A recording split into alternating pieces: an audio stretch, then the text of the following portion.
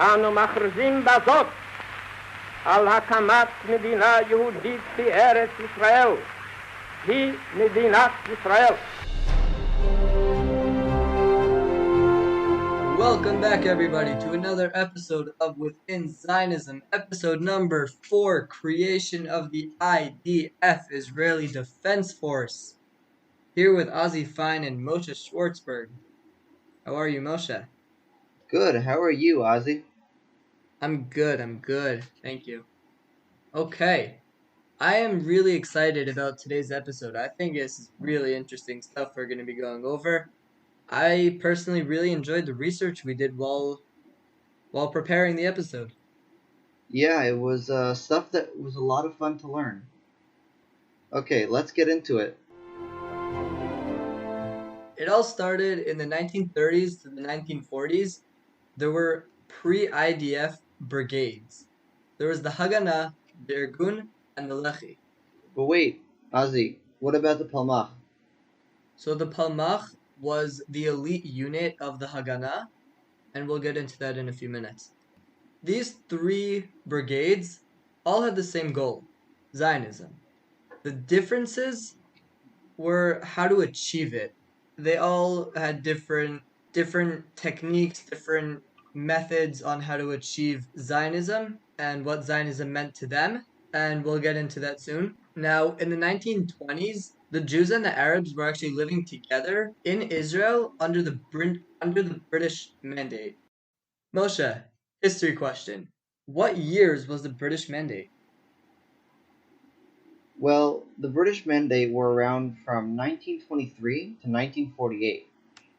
Very good. All right. That was just a little side question. Now, 1921, the Haganah, an illegal army created to protect the Jewish settlements. Now remember, the British Mandate was run from 23, but as we mentioned last episode, the Jews were living there even before that. So, again, the Haganah was created to protect the Jewish settlements, and they did not actually fight against the British or the Arabs. All they did was protected the settlements and what they stood for. Now, their original leader and founder was Zev Jabotinsky, and yeah, that's the Haganah. Yeah, so as we see here, and we'll see the later steps in the rest of the episode, the Haganah is the base. In their name is Haganah, defending. They didn't attack. There was no offensive. There was only defense. They were just there to protect the Jewish settlements. So yeah, for our international community, Haganah means defense or defensive. That's the name of Haganah. Now, in 1931, there was another organization created. Brigade, whatever you want to call it, known as the Irgun, aka Etzel. Now, the Etzel stands for Ha'irgun Hatzva'i Halaumi Be'eretz Yisrael. That means the Irgun, as in the name that's shortened for it. Some people call it the Etzel, which is the abbreviation, but some people call it the Irgun, which the Irgun you get from the first word of it. It's called the Irgun of the military in Israel. Yeah. Now, this was created by Jabotinsky as well, after being fed up from the Arabs. As we mentioned before, he was the founder of Haganah, which was just protecting and defending. But he was so fed up because this was at a time where the Arabs were constantly attacking the Jews and their settlements. And he just got so fed up from it, so he's like, alright, we gotta do something about it. We can't just keep on protecting ourselves. We gotta take action. We gotta do something more. So they were the ones to really fight against the British and the Arabs. Yeah, now this is the second stage. After the Haganah in the defending, we got someone who says defense isn't always enough.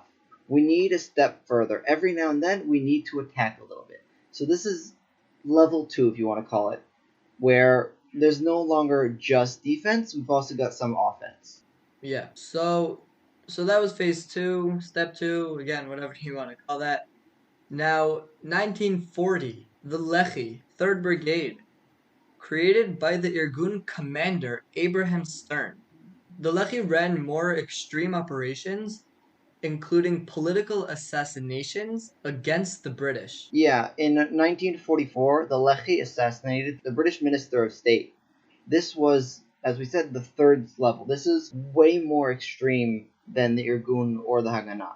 Going back, the Haganah is just defense. The Irgun is a step above that. We've got a little bit of offense, but the Lehi, they are actively They were the attacking intense ones. the British. Yeah, they were very much a lot more than the rest. They attacked the British on so many occasions, and they were not really looked favorably upon the other two brigades. Well, I think all three of them really, didn't agree with each other. They often, we'll get into it in a minute, but oftenly the three of those brigades didn't get along, and between themselves they had some, I don't want to call it fights, battles, whatever it is, but they had some arguments between themselves as well. Yeah, and that goes back to what we said at the beginning. They all believed in getting a Jewish state. They just didn't Right. really agree on how to get to it. So again, like I some said were in the defense, beginning, some were same offense. goal, Zionism. Difference is how to achieve it, and that was a Yes. mistake. In November 1944 to March 1945, Ben-Gurion approved the operations from the Palmach, which, as we said, was the elite units of the Haganah, to search for members of the Irgun and the Lehi and turn them into the British. Now, they knew that this was condemning them to death. There was no way that the British soldiers, once they get a hold of these underground brigades, to allow them to live. They were basically killing other Jews. It was Jew versus Jew, and they knew it. It's sad, but that's how it was. All right, now 1945, the Haganah, the Irgun, the Lehi join forces, creating the United Resistance Movement. In Hebrew, that's Tnuat Hameri Ha'ivri, also known as that. Now, Ben-Gurion, with the Haganah, had the power and led successful attacks, including sabotaging railroad tracks, sinking British patrol ships, and isolating the British by blowing up bridges connecting Syria, Lebanon, and Jordan. Yeah, now sadly, this didn't last too long. At some point, they ran into a few arguments here and there, but it was the first step in showing that the Haganah, the Irgun, and the Lehi could join forces and pull off some amazing feats in defending Israel. I think it was the first time they realized that they had the same goal. That's when they really all right, we got the same goal. Let's find a common ground and work together. Yeah. Now, 1948 comes along, and we know what happens then. The creation of Israel. Let's back up a second. The Haganah, the Irgun, and the Lehi put their differences aside to fight together. Why do they need to fight, you might be asking?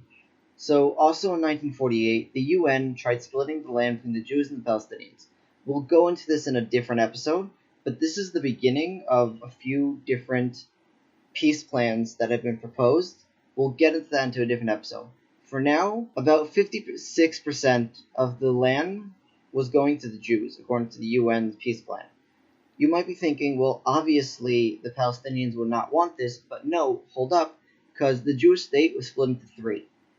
Jerusalem, obviously, so there wouldn't be too much conflict, would be under international control.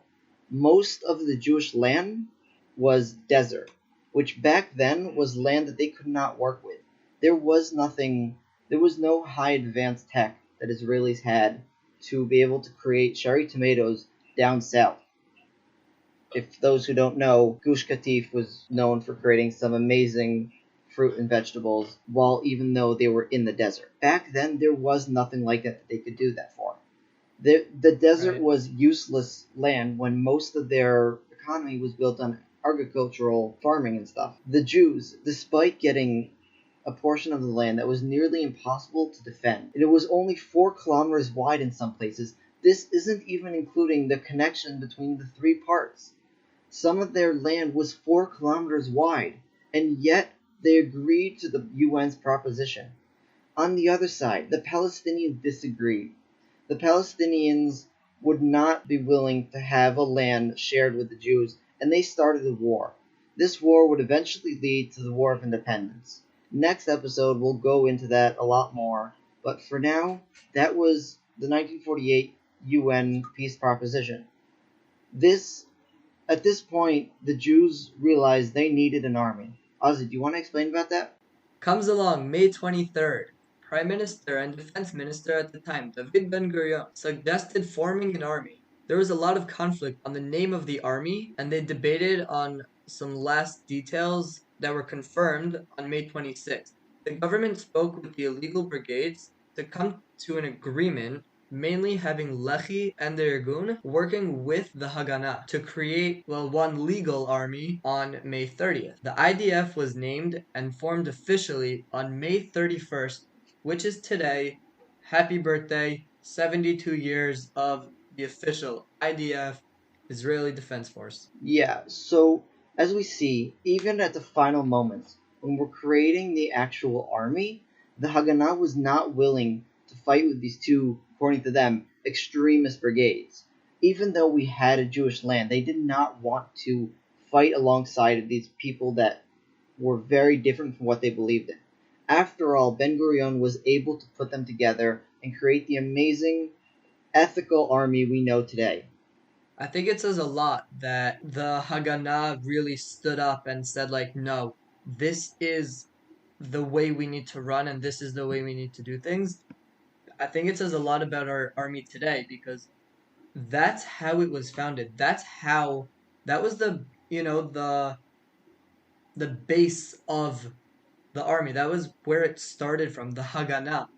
And that was the first one that was created, and that was the one that brought the Irgun and the Lehi with them to create it, and it just shows how ethical we are as, first of all, as Jews and Israelis, along with how we do things with our army. How we're here to protect what we believe in, and we're here to protect, again, like in the 20s, our settlements. That's what our goal is. We're not out to harm others. We're not out to randomly attack anyone else. We're protecting our territory and what we believe in. Yeah, it's in the name. It's the Israeli Defense Force. We have a whole entire thing where anti-Zionist and anti-Semitic people will say, oh, Israel bombs civilians, stuff like that. But no, we are a defense force. We don't want to hurt innocent people. Before we have to attack an area that it's possible in some way civilians will get hurt, we will put out memos. We'll make sure that all civilians leave that area. It's something that no other army has ever seen anywhere. Now, there are cases where civilians do get hurt, and I think everyone knows about it. I don't think it has to be said. It's all over the media. It's all over the news. It comes in such a negative way. But again, like you just said, it comes by accident and by mistakes because, first of all, when we send out the memos, they don't get rid of them. The civilians they're not removed. There's only so much we can do to prevent civilians from being hurt. Again, we'll go into this more in later episodes, but the whole entire Gaza Strip is a clear violation of human rights. They put civilians on the front lines because they know we can't attack them. Since we've started this podcast, we've been trying as much as we can to spread the truth more than just within the podcast, online, on Twitter, and stuff like that. And we've seen how people don't know what is actually happening around them. The fact that they believe that an Israeli army is just happily bombing civilians on right and left, when if you just look at the actual truth, you can see what is actually happening, and it's actually reversed. This is the main thing that we're trying to get through with this podcast. We're trying to get the truth out there. So if you can, share this to as many people as you can from any part of the political spectrum, from right to left, from hating Jews to loving Jews.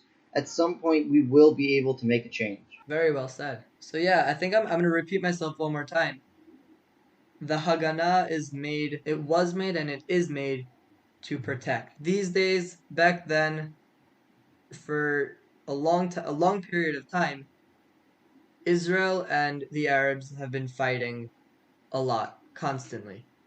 They say we attack them, we say they attack us.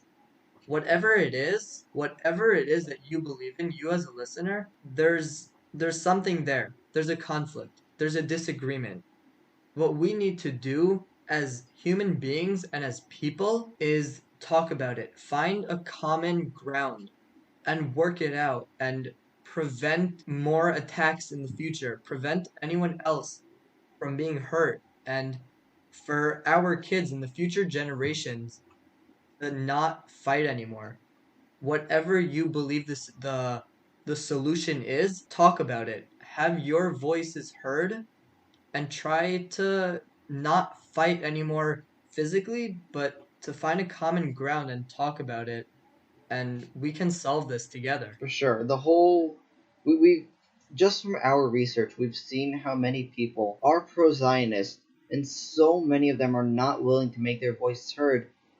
If it's because they're worried they're going to get hurt, or they're worried no one will listen to them. So we're calling you to action. If you have a voice that is pro-Zionism, make it heard. Let people know Or that against. you believe in the truth. Hold on 1 second. Let me stop you there. Or against. If you're against Zionism, if you're against Israel, be heard. Don't hate. We are not here hating anyone who has an opposite opinion of us, so you should not hate us for having our opinion. If you do have the opposite opinion of what we're saying and what we believe in, then have your voice heard. Again, we'll find a common ground and we will solve it. It is solvable. We're not going to be fighting for eternity. If you have your voice, make sure it's heard. Don't just be a hater. We're doing our research days before, making sure we know the actual facts. Do your own research. Make sure that people are believing in the truth. Yeah, 100%. Again, just we will find a common ground. And I was by the Kotel the other day. I went with my dad. It was my first time out of the city. During this quarantine, and the first place I went was Jerusalem, straight to the Kotel. And we were walking out, and around the Kotel, it's all Arab territory, Arab villages. And I said to my dad, I'm like, sometime soon in my lifetime, this is going to be Jewish and this is going to be peaceful. Yeah, Possible. for sure. And we will do that. So that wraps up today's episode. Next episode, we'll be getting more into the Israel-Palestine conflict. Yeah, so thank you for being with us today. Once again, follow us on our social media at Within Zionism. Let us know in the comments wherever you listen to podcasts. We have our website, and just let us know what you think. We love hearing feedback. We've been getting feedback all over the place. Make your voices heard, as we said before. And don't forget, Corona is not over. Please wear a mask, keep yourself safe, and keep others safe as well. Wear a mask, keep distance. It's not over. Stay safe, and it'll be over before you know it. Stay safe, everybody, and have a great day.